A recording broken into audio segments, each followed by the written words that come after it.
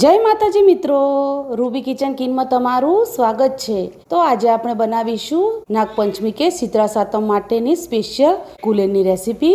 તો આ રેસીપી ફક્ત 3 જ મિનિટમાં બનીને તૈયાર થઈ જાય છે અને ફક્ત 3 જ સામગ્રીમાંથી આપણે આ કુલેર બનાવીને તૈયાર કરીશું।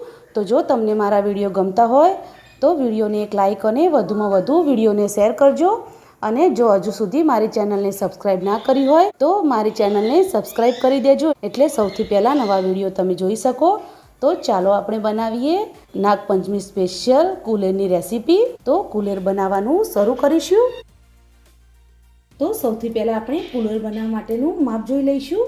તો અહીંયા આપણે એક મોટી વાટકી જેટલો બાજરીનો લોટ લીધો છે, તેનાથી અડધું આપણે ગોળ લીધો છે અને તેનાથી અડધો આપણે ઘી લીધું છે।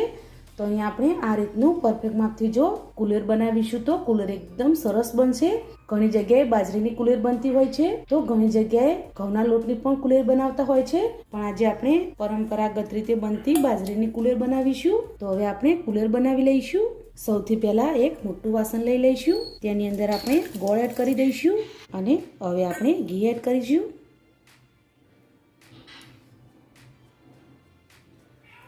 આ રીતના આપણે થોડું ઘી એડ કરીને ગોળ અને ઘીને એકદમ સારી રીતે આપણે સરસ મિક્સ કરી લઈશું। ગોળ તમારે એકદમ સરસ ઝીણો કાતરી અને પસી જ લેવાનો, એટલે કુલેર એકદમ સરસ બને।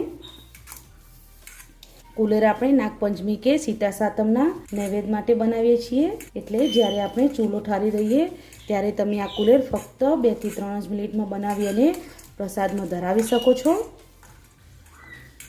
અહીંયા આપણે ગોળ ઘીને એકદમ સરસ મિક્સ કરી લીધું છે। તો હવે આપણે લોટ એડ કરી દઈશું અને લોટને આપણે એકદમ સારી રીતે મિક્સ કરવાનો છે।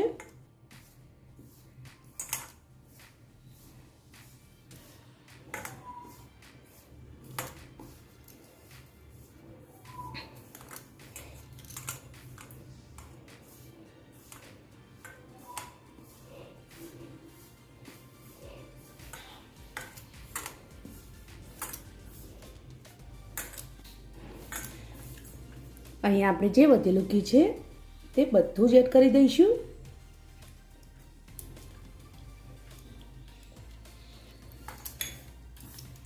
સારી રીતે મિક્સ કરી લઈશું।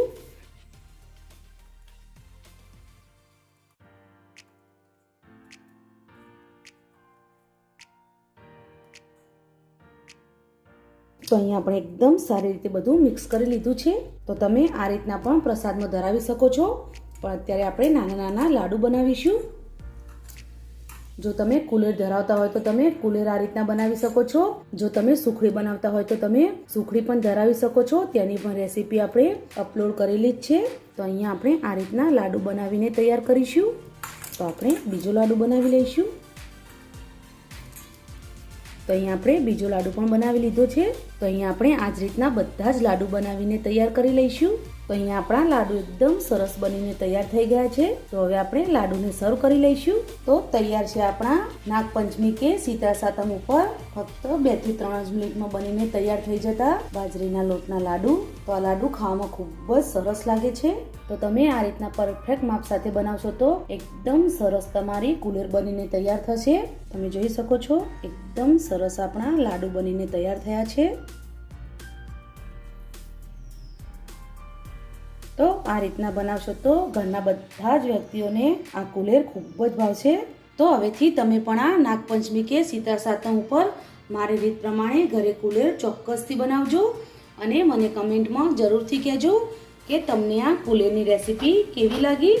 જો તમને આ કુલેરની રેસીપી ગમી હોય તો અમારા વિડીયોને લાઈક કરો, શેર કરો, સબસ્ક્રાઈબ કરો અને ફરી મળીશું એક નવા દિવસે એક નવી રેસીપી સાથે। તો અત્યારે બાય બાય।